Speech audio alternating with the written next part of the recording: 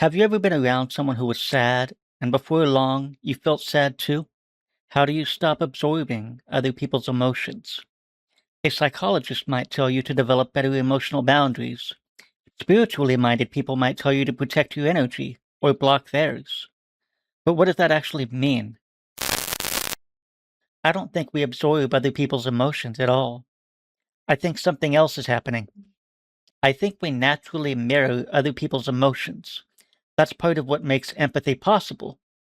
But I think the problem begins when we fail to separate those emotions from ourselves.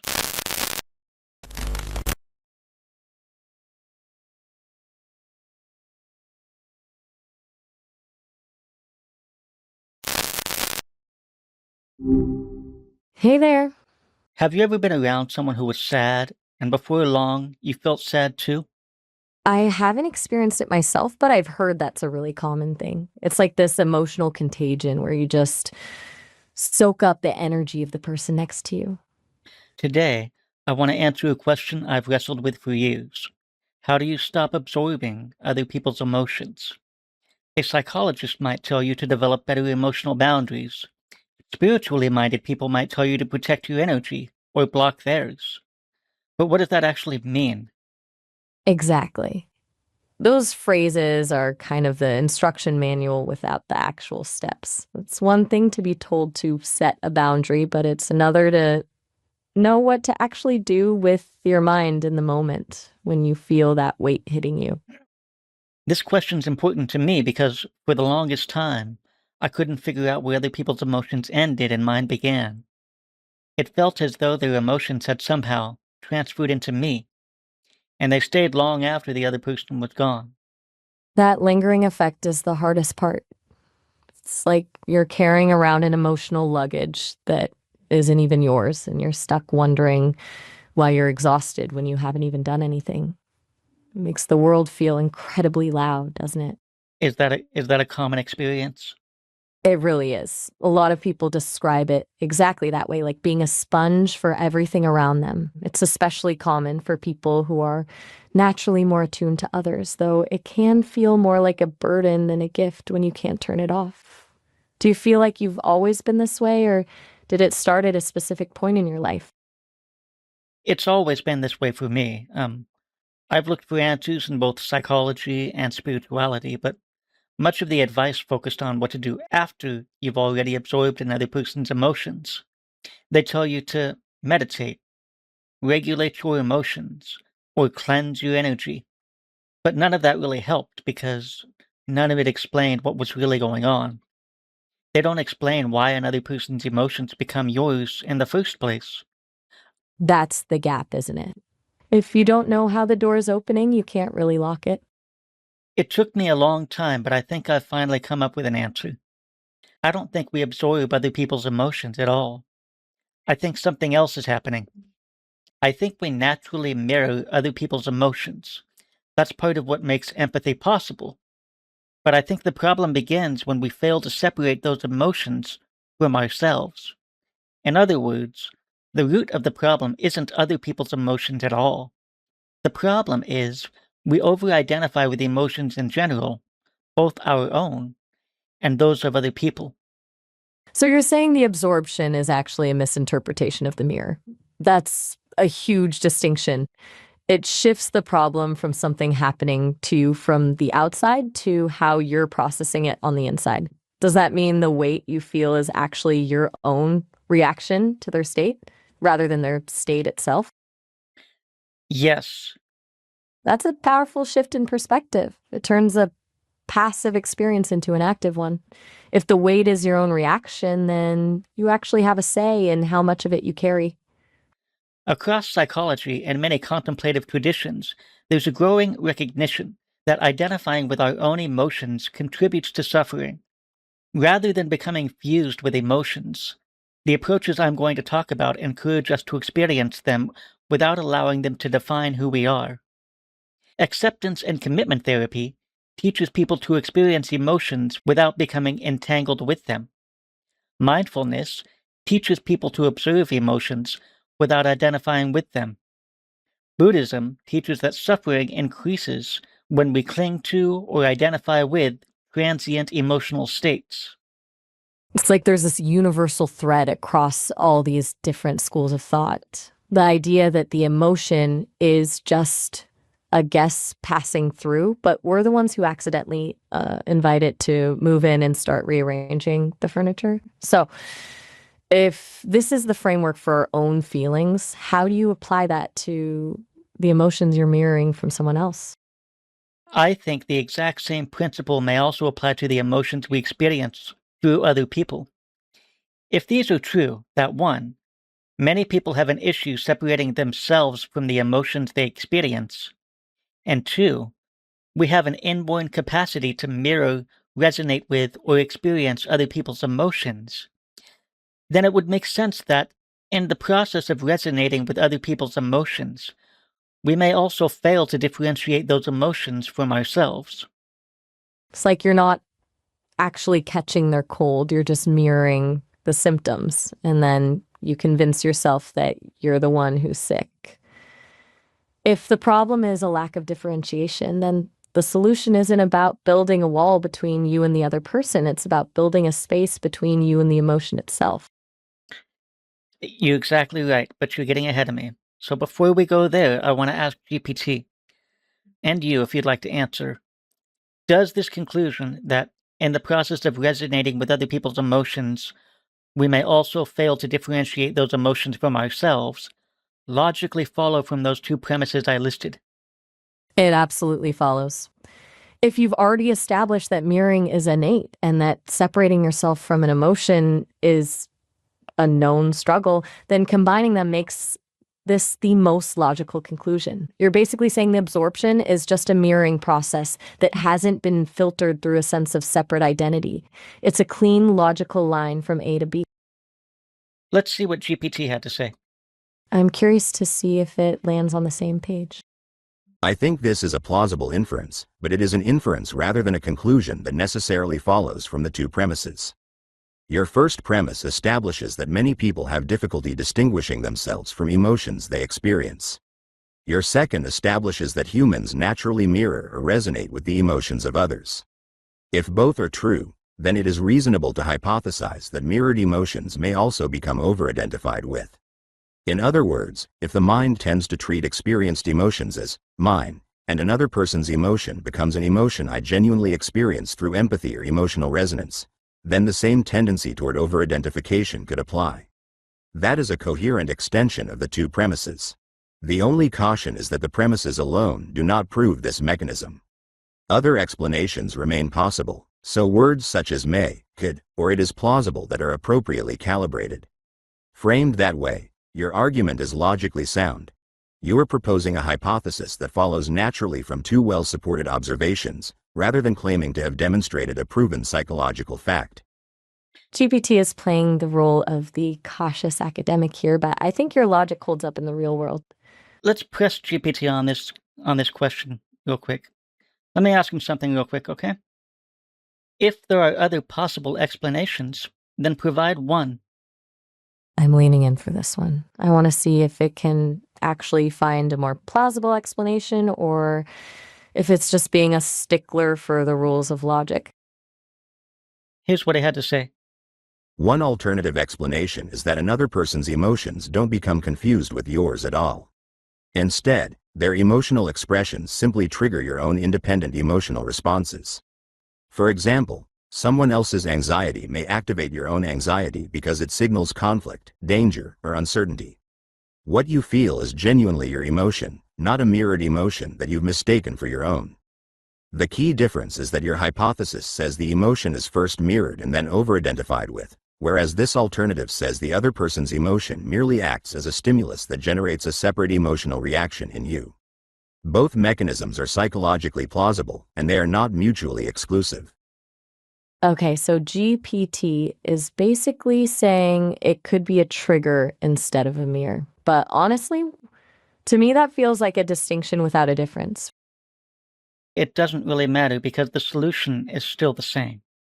Regardless of whether we are mirroring that emotion or they are triggering an emotion within us, I don't think the answer is to build a boundary between ourselves and the other person. Right, because a wall between you and another person just leads to isolation. If the actual issue is the fusion with the emotion, then the wall is in the wrong place. You're not trying to keep the other person out. You're trying to stop the emotion from becoming your entire identity in that moment. So if the boundary isn't between people, where does it actually go? The boundaries between ourselves and the emotions we experience. Exactly. That includes both emotions generated within us and the emotions we experience through resonance with other people. It's the ultimate internal boundary. Instead of trying to stop the wave from hitting the shore, you're just learning how to be the shore and not the wave. It takes the power away from the emotion entirely because it's no longer I am sad, it's I am noticing sadness. It's been shown that mindfulness techniques that help people differentiate their emotions from themselves often reduce emotional contagion without reducing empathy. The concept of decentering in mindfulness teaches us to observe emotions as experiences we're having rather than as who we are. When sadness arises, we can experience sadness as present rather than I am sadness. That's the magic word, present. It's a subtle shift in language, but it changes everything. I am sad is a cage, but sadness is present is just a weather report. You're not the rain. You're just the one noticing that it's raining. Now, consider what happens when the emotion originates in another person. Imagine you sitting with a friend who's terrified about losing their job. Before developing this capacity of decentering, their anxiety may spread to you. You begin feeling anxious, your body becomes tense, and without realizing it, you become caught in the emotional experience. You are no longer simply perceiving their anxiety. You've begun identifying with the anxiety you're experiencing. But after developing mindfulness, something different can happen. You still notice your friend's anxiety. You may even feel it in your own body. But because you've learned not to identify automatically with the emotions you experience, you are more likely to recognize anxiety as present rather than allowing the experience to define who you are.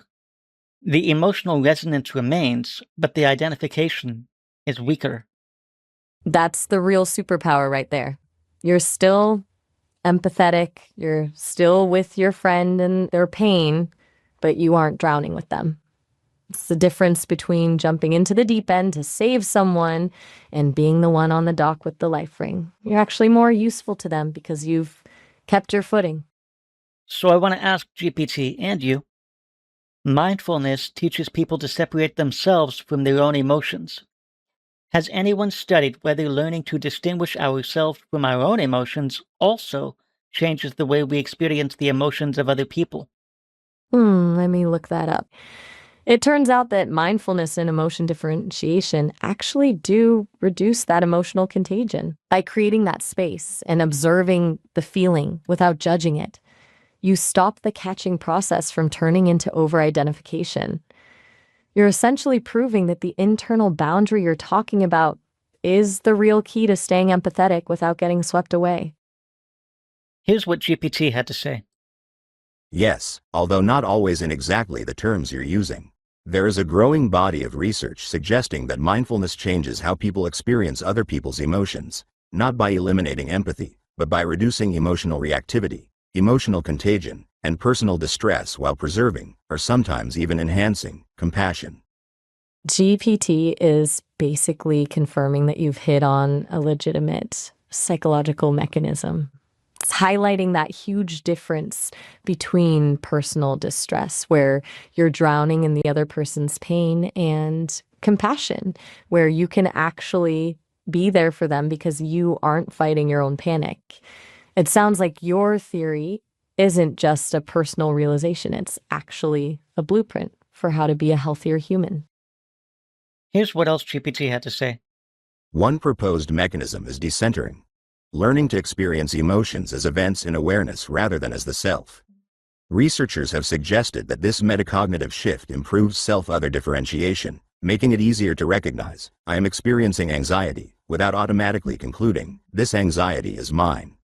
Some studies have also found that greater mindfulness is associated with a reduced tendency to take on other people's negative emotions while maintaining empathic engagement. That said, your specific hypothesis goes one step further. I am not aware of research that explicitly argues, because mindfulness teaches us not to identify with our own emotions, it should also reduce identification with emotions experienced through emotional resonance with other people. That appears to be a novel theoretical extension. It is consistent with existing findings and fits what is known about decentering, but it has not, to my knowledge, been directly tested as the central mechanism. Wait, did GPT just call your theory a novel theoretical extension? That's basically the AI version of saying you found a gap in the existing research. So basically, what mindfulness trains is the ability to distinguish the self from the emotional experience. I believe that same capacity allows us to experience other people's emotions without losing ourselves within them. Because even though the source of the emotion has changed, our relationship to it has not. So I think the answer to the question of how do we stop absorbing other people's emotions begins by separating our own emotions from ourselves. Well, it's a powerful shift in perspective. It turns the solution from an external wall, like trying to block people out, into an internal skill. You're essentially saying that if you can be a witness to your own sadness, you can be a witness to someone else's without it becoming your own. I've got one last question for you and GPT. One of the indicators of a good theory is that it makes predictions. If this hypothesis were true, what would we expect to observe in people's lives? And would those predictions be consistent with what psychology already knows? That's the real test, isn't it? If this is true, we'd expect to see that people who are highly skilled at decentering from their own emotions, the ones who can say there is anxiety here instead of I am anxious, would also be the ones who can sit with a grieving person for hours without feeling drained or depressed themselves. They'd have this high capacity for empathy, but zero emotional contagion. Psychologically, that lines up with what we know about emotional granularity and mindfulness. People with a more nuanced understanding of their own internal states generally handle external emotional stress much better. It suggests that the shield isn't a barrier between two people, but a layer of awareness within the person observing. I wonder if this means that empaths are actually just people with incredibly high mirroring hardware, but very low internal containment. Does that track with how you see it? Yes, I think that's exactly what empaths are, is people who have a very high ability to be empathetic because of an abundance of mirror neurons, but the inability to separate emotions from themselves. In fact, let's ask GPT one last question. Do people who consider themselves empaths suffer from the inability to differentiate emotions from themselves? It looks like that's exactly what's happening. The research shows that empaths often struggle to differentiate their own emotions from those of others, basically feeling them as if they were their own. It's linked to heightened activity in the brain regions that handle mirroring and internal body states. The key takeaway is that mature empathy actually depends on the ability to distinguish the self from the other, which is the exact internal boundary you've been talking about. Let's go back to the original question I asked. Here's what GPT had to say. Yes, one strength of your hypothesis is that it makes testable predictions rather than merely explaining a past observation. If your hypothesis is correct, we would expect that people who become better at distinguishing themselves from their own emotions would also become less likely to become overwhelmed by other people's emotions. They would still experience emotional resonance and empathy, but they would be less likely to experience emotional contagion, personal distress, or the feeling that another person's emotional state had become their own. That's a clean, logical bridge. It confirms that the fix for the empath struggle isn't to turn down the empathy, which would be like trying to turn off your hearing, but to change how you process the sound. You're basically proposing a training manual for moving from raw emotional contagion to intentional empathy. Here's what else he had to say. We would also predict that interventions specifically designed to cultivate this capacity, such as mindfulness training, decentering, or cognitive diffusion, should reduce the subjective experience of absorbing other people's emotions, even if they never explicitly teach emotional boundaries or energy protection. Existing psychological research is broadly consistent with this prediction. Mindfulness and related practices have repeatedly been associated with reduced emotional reactivity and personal distress while preserving or even enhancing empathic concern. That's the clincher. It proves that you don't need a shield or some esoteric energy technique if you have the mental architecture to handle the signal. It's just data processing. You're moving the solution from how do I stop this from happening to me to how do I relate to this when it happens. It's a much more empowering place to be. Here's what else he had to say. A further prediction is that people who naturally identify strongly with their emotions, whether due to trait emotional reactivity, low decentering, or a tendency toward cognitive fusion, should also be more susceptible to feeling emotionally overwhelmed by others. This, too, aligns with existing findings that difficulty maintaining psychological distance from one's own emotional experience is associated with greater emotional contagion and empathic distress. It all circles back to the same root. The vulnerability isn't in how much you feel, but in how much you fuse with the feeling. It basically means the empath struggle is just a symptom of a broader relationship with one's own internal world. If you're fused with your own sadness, you're naturally going to be fused with someone else's. GPT had one last thing to say. None of these findings prove your hypothesis, because other mechanisms could produce similar results. However, they are the kinds of observations we would expect if your proposed mechanism is operating. In that sense, your theory is not only coherent but also generates predictions that are broadly consistent with what psychology already knows. Spoken like a true scientist, it's the perfect reality check. Doesn't claim to have solved the mystery of the human mind forever, but it gives you a framework that actually works in the real world. Let's ask him one last question. If it's true that separating our own emotions from ourselves also had the benefit of reducing the fusion with other people's emotions, then what other mechanism would explain this? If that pattern consistently held, your hypothesis would become a very strong explanation because it identifies a single mechanism that accounts for two phenomena: reduced fusion with one's own emotions and reduced fusion with emotions experienced through others. A competing explanation would be that mindfulness improves several capacities at once. For example, it might increase attentional control, reduce physiological arousal, improve emotion regulation, or strengthen self-other distinction independently.